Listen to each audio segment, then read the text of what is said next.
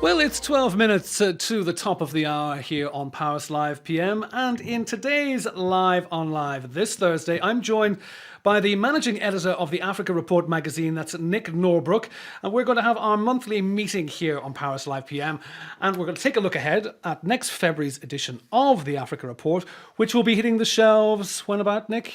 At the end of the month. The end of this month. End so of this basically month. next week, basically. Yeah. Okay, the end of next week. Well, Nick Norbrook, thank you very much for being on the programme today. And always enjoy these chats. It's kind of looking forward to the main topics that are really making the headlines across the continent. So you've chosen three today that we're going to take a look at.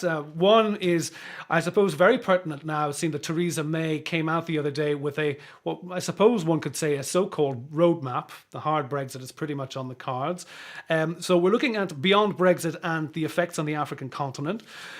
Also, a very interesting profile of the pretender to the throne of South Africa, at least within the ANC, Zweli Mkhize, who's also a Zulu, such as incumbent President Jacob Zuma, and his potential for taking over the top spot in South African politics. And thirdly, one of the most important elections in Africa this year is the election in Kenya. And of course, it's troubled history that we've seen in the past, but it seems to have taken a different twist now, because since the devolution of politics since 2010, I believe it was all put in place, that the local governments now have a lot more sway. The ethnic rivalries are actually now more localized, or at least they're not as ethnically divided and regionally divided. But we'll look into that a little later. I think it's more pertinent to take a look at Africa beyond Brexit. Now, the article is very interesting. It says, coming up in February, that many African states will have to decide, make that crunch decision, whether they want to sign up to the EU's economic partnership agreements or lose duty-free access to the European market. So what is the dice? What are the yays and what are the nays? Well, there's been discussions between lots of African countries and the European Union. These various deals hammered out by region, and those have been going on for years and years. And within days of the Brexit vote happening in June, a few East African countries decided to cut those talks short because they do so much trade with the UK. Yeah, the old ties, the colonial ties are still there. Exactly. Course, yeah. They thought maybe we can get a better deal out of this. And the new minister for Africa, a guy called Tobias Elwood, who also is the minister for outer space, believe it or not. Also, Middle East, Africa, and outer space. Exactly. My God, that's a pretty big dossier. It's a fairly universal brief he's got. Literally. Yes. But he is, I guess, emblematic of this new turn in the Foreign Office, which, under the EU had a much more geopolitical maneuvering kind of role. And now it finds itself with much more of a trade and industry brief. Mandate indeed. It used to be that ambassadors, would talk genteelly at receptions. Now they have to get deals. They have to get deals between the UK and all its African partners, and this is just the diplomats looking at Africa. On the ground. Well, I find that quite interesting. I mean, Tobias Elwood was saying that, yes, the remit has kind of changed. There's been a dramatic shift in actually what is the priority now when dealing with African countries, or any country, I suppose, if he has the remit of the Middle East, Africa, and outer space.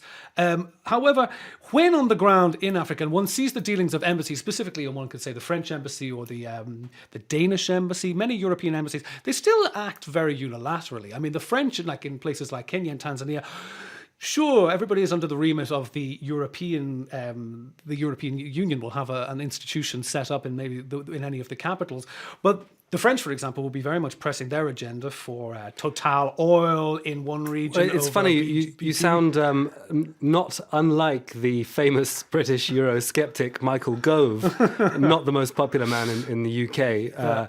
But he often points to the fact that the French and the Germans they're always vying for each other. Have huge trade delegations in China, etc., whereas the UK do not. And part of the Brexit thing will be, for them to up the ante. Exactly. However, one thing one has to look at here, which kind of really Also you have a profile piece of that man Tobias Ellwood that follows up from the article on Brexit and the African continent. They're looking at, of course, getting through. They're trying to really pitch this as cutting through all of the red tape that they would be faced with dealing with. They call it a prism of 27 countries looking for consensus through Brussels, and that can be expedited by a more bilateral basis. That all sounds very good, cutting straight through the red tape and going straight talking. But direct deals, less scruples. And then, of course, we have this Singapore threat. Is this just back to the good old days, to the pre-European Union, where it'll be backroom deals with the alma mater boys who will be going straight to the people that they know in power in Africa and cutting deals? And I mean, there's also an interesting thing to be said about the offshore accounts that will be easier to be accessed. I mean, what's your take on that? It's in the article.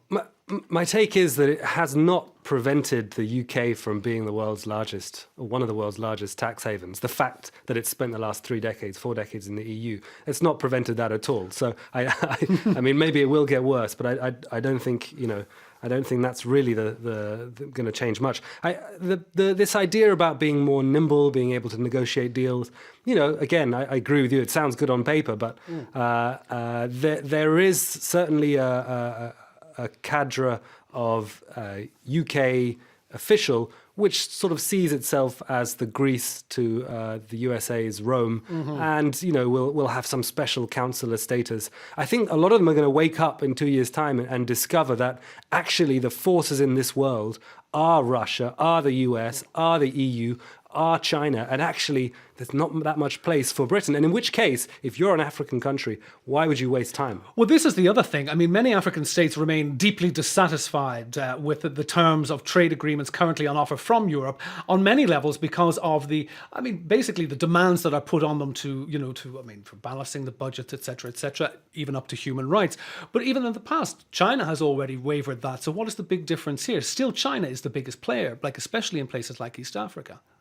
So you're suggesting that maybe that it's a good thing? Well, I mean, at the end of the day, I'm saying that if people have already been dissatisfied with European model, but that means that they turn their back, like President Mugabe in Zimbabwe.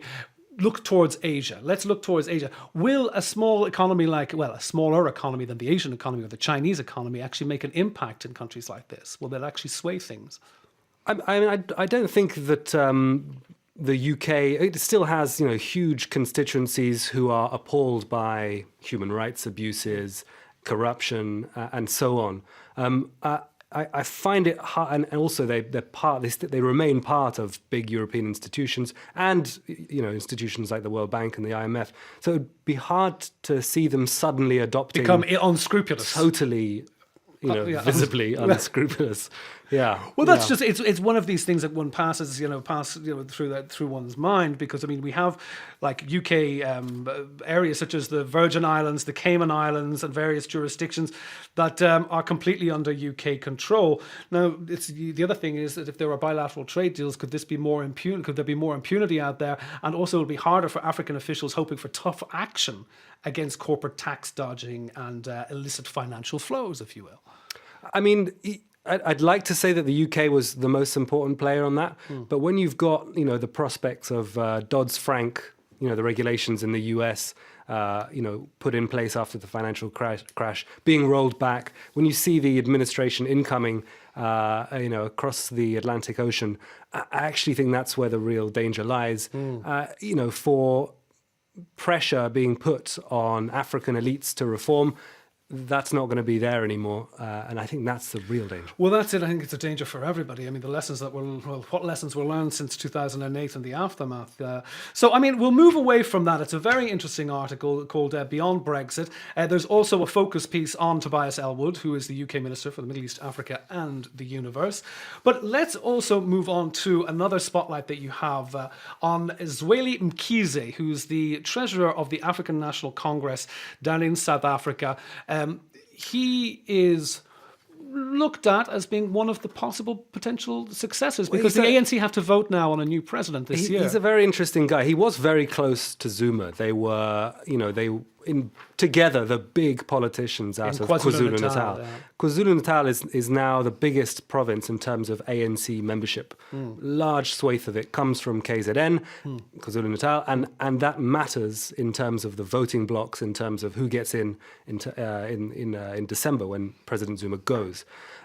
He's also, he's moved away from Zuma and towards Ramaphosa. And in fact, the Cyril Ramaphosa, the current deputy president, who's seen as more business friendly.